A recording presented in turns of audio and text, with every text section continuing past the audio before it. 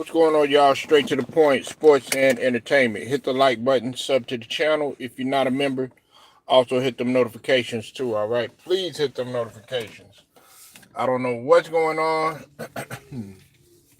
YouTube has not been sending out my notifications, but it's all good.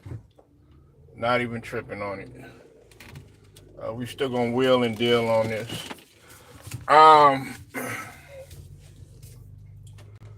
I guess everybody seems to think that the Lakers are going to actually get swept or just get ran out of the building by Denver. And I don't think that that's going to take place. Okay.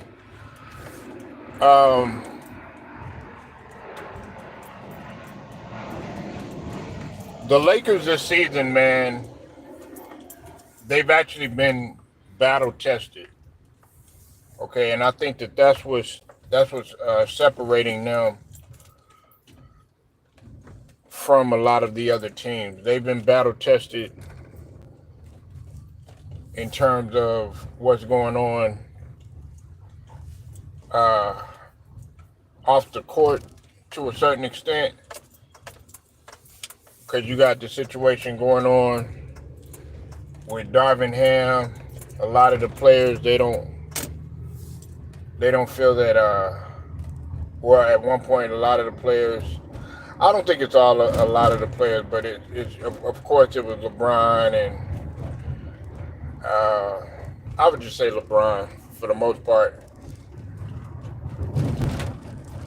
He really didn't like Darvin Ham's style of coaching. Okay, and still doesn't.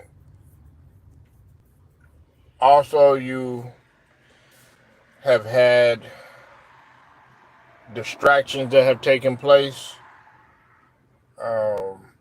whether it's LeBron and the whole circus and the media, whether it's LeBron and the genie bus, the picture situation, whether it's LeBron trying to get rid of D'Lo, that situation going on. And of course, LeBron and AD sitting out with Darvin Ham and stuff, and they've been battle tested. They've really been battle tested this whole entire season. Then the odds have been against them. They've been fighting for pretty much their play-in live, and they finally got into the play-in.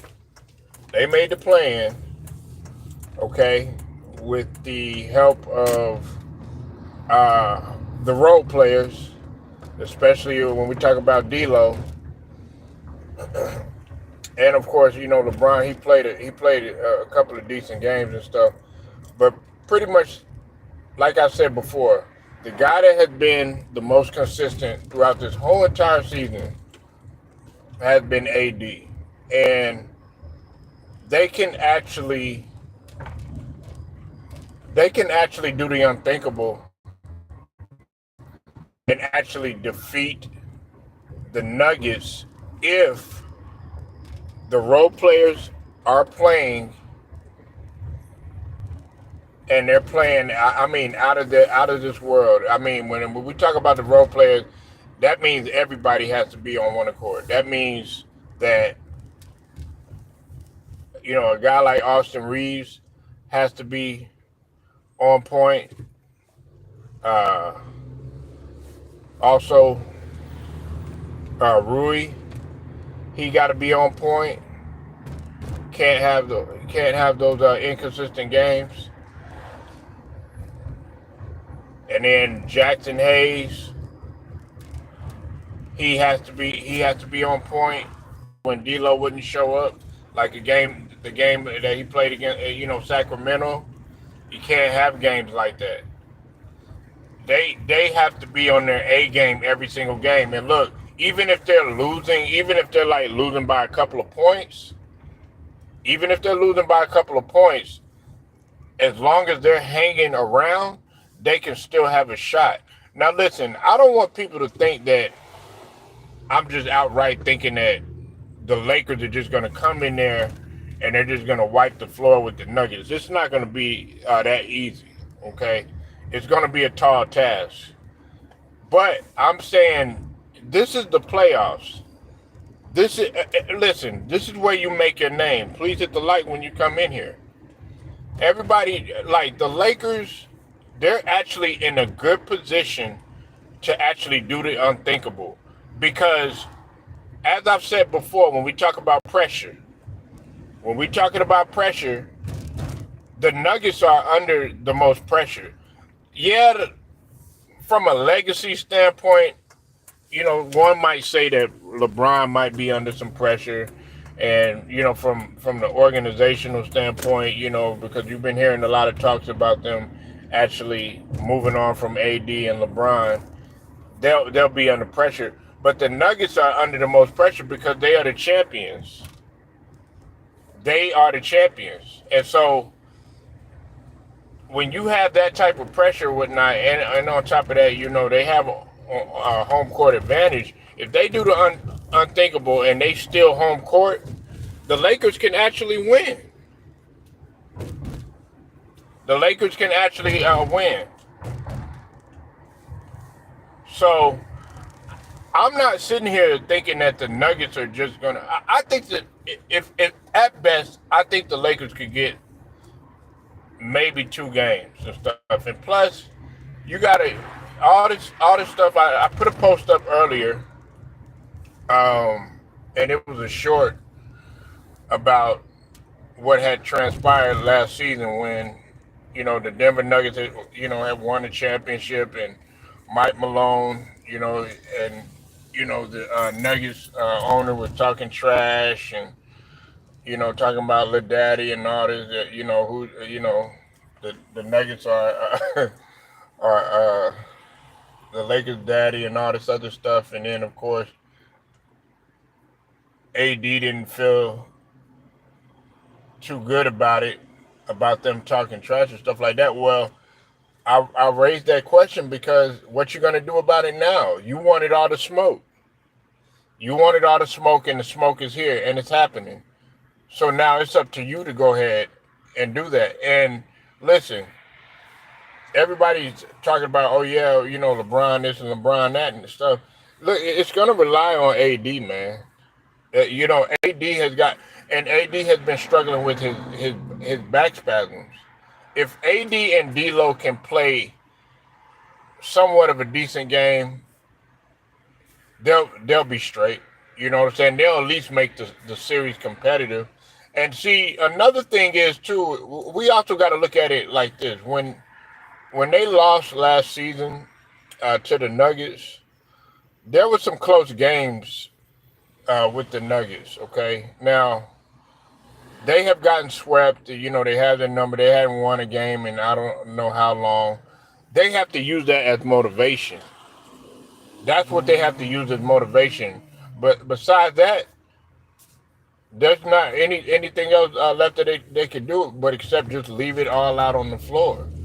Like the Lakers fans, they want to at least see you at least try, man. At least put up an effort. And like if you go out there and you're getting blown out, then you might as well forget it. Even if it's the first game, you can't lose bad on the first game, because then Denver has already set the tone. Y'all have to come in there and y'all have to set that tone. So that's how I feel like the Lakers can win. And then another factor too is y'all actually have, like I mentioned earlier, the Lakers actually have some decent rebounders on their team. What's up with it, Angelo? How you doing, bro? I'm chilling this evening, man. So you got the Nuggets going 4-1. Hey, I'm not mad at that. A lot of people are thinking that the Nuggets are going to sweep them. Now, initially, I felt like that. Like I still maintain this, that nobody can beat Denver.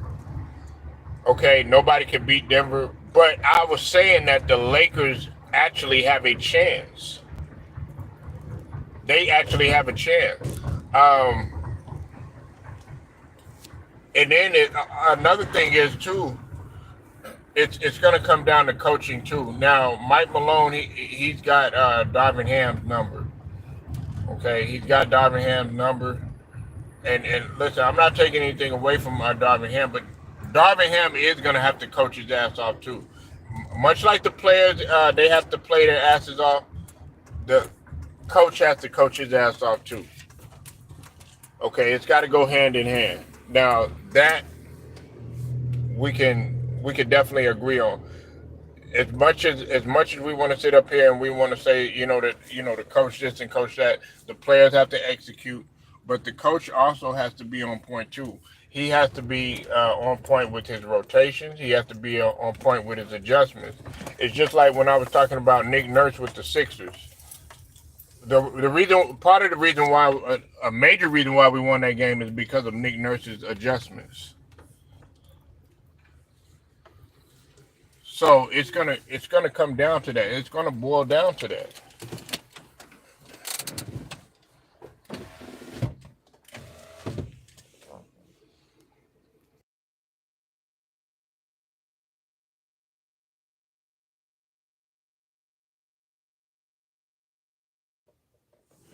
You said you said Peyton Watson and Christian Brown. Yeah, I mean, look, um, anything is possible because when we're talking about Denver and we're talking about a number of guys on there that can actually get it done on any given night. That's what I've been saying the whole entire season. Um, Listen, it's not like these guys are trash, or these are just role players that you know they didn't they never amounted to anything. People have to understand. Okay, Michael Porter Jr. coming out of college, but when he first got in, of course he didn't get an opportunity to really shine like he did his first season or whatnot, because he came in hurt. But people have always projected Michael Porter Jr. to be of possibly a really good player, all star, and if he worked really hard, a superstar. Aaron Gordon, it was the same thing. He was actually leading Orlando for a minute, right? Then you got Jokic, and then you have Murray. They've always, grown in together. Murray has been robbed, I felt like, for All Star, and then of course Jokic. He's the two-time MVP. So you got guys on your team that have bragging rights to some extent, because all of those guys on there are capable of actually leading a team. And when I say capable, they can do it if they put their mind to it. That's not to say that they did. Now, Aaron Gordon, he tried to do what he did up in Orlando, but I think he has found a good role over there in Orlando, and Mike Malone knows how to use him. And Michael Porter Jr., he's suited into his role, and that's the thing. He don't have to lead every night. Jokic, he's going to get his usual, fill up a stat sheet type of stat line. But then when you talk about those other role players, you got the KCP, everybody on there, the guys that you just mentioned. These guys can actually, like when we talk about the Lakers and stuff, it's the same thing, and that's why they match up well with them. They have two dynamic players. Actually, some people would say that D'Angelo is the dynamic player. You know what I'm saying? When he's on his shit, because D'Angelo Russell He was averaging like 20 something points. Yeah, I think it was like 22.5 points or something like that after the All-Star break. Then he went down a little bit because he struggled a little bit. And then also they had they didn't really do that good when they didn't have D'Lo. So that shows the necessity of a guy like D'Lo. So you could put him not. I'm not saying he's on the top level of an AD or LeBron, but he's just as important, especially because you need his shot. That's just like with the Pelicans. If it wasn't for D'Lo, they probably wouldn't have been in the game like they were. And then AD, his rebounder. So I'm just looking at it from a standpoint of them just going out there and just hanging around, keeping the game kind of somewhat close or whatever. But if they let the game get out of hand, Denver's going to run away from it. Denver's going to run away from it, man. And that's why everybody is calling it, they're calling it a sweep or a 4-1, like you said. But I don't really see it like that, to be honest with you.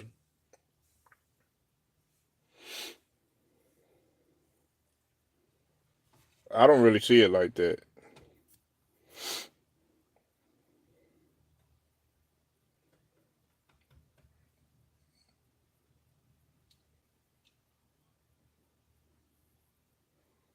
And see, another thing is we got to take into consideration is the health.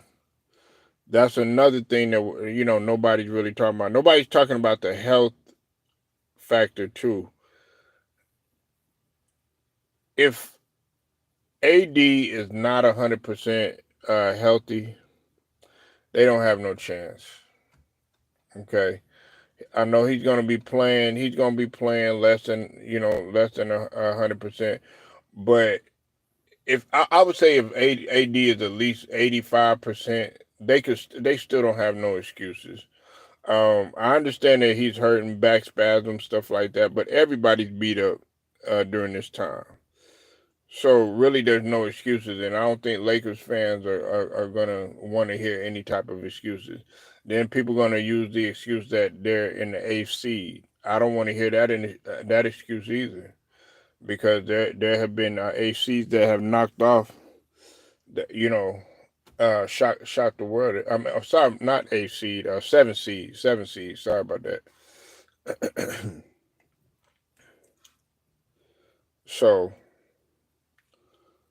I could see the Lakers actually shocking the world. I'm not saying that it's 100% that it's going to happen, but the Lakers actually could make some noise.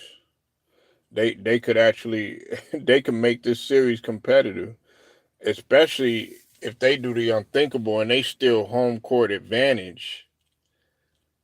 That's what I want to see, and I think that's what the people want to see. Honestly, I don't want to see a sweep. We don't want to repeat of what happened last year. I'm tired of seeing sweeps, to be honest with you. I don't want to see a sweep.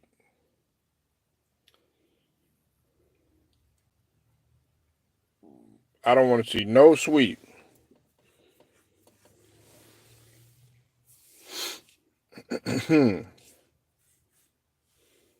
Yeah, so the Lakers, man, all they got to do is they got to come out. They gotta come out like this is a new. They got to remember all of that stuff that was said at the parade. They got to keep playing back in their mind what Mike Malone has said, because Mike Malone has been talking. Listen, man, Mike Malone has been really talking a whole lot of cash. You know what? You know what I'm saying? He really been talking so much trash, and so that should be getting up under the skin of the Lakers, man. So we'll have to see what happens. Hopefully, this is a competitive series. I look for it to be competitive. Uh, I think that the guard play is going to be very important, but the rebounding is going to be just as important. If they don't have anybody to keep Aaron Gordon off of the boards, um, if they don't, if they can't deal with a guy like Joker, or really we should be talking about AD, because I think that Joker is going to pull him out anyways. He's going to try to, get AD to, to move around. AD is going to have to be mobile in the series, man. And it's something that I don't see happening, because I'm kind of thinking about what happened with his with his back spasms. So that's the thing that we gotta look at too. But besides that, they can make this series competitive.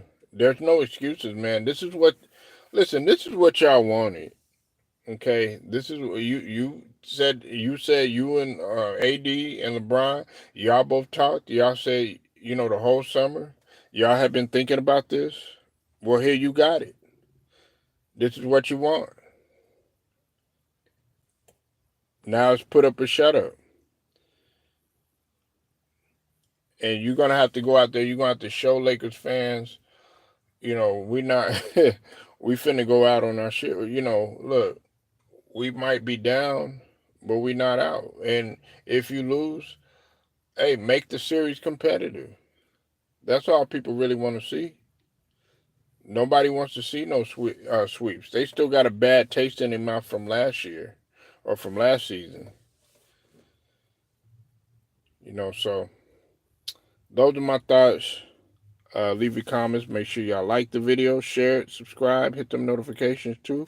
Straight to the point. I'll get at y'all later.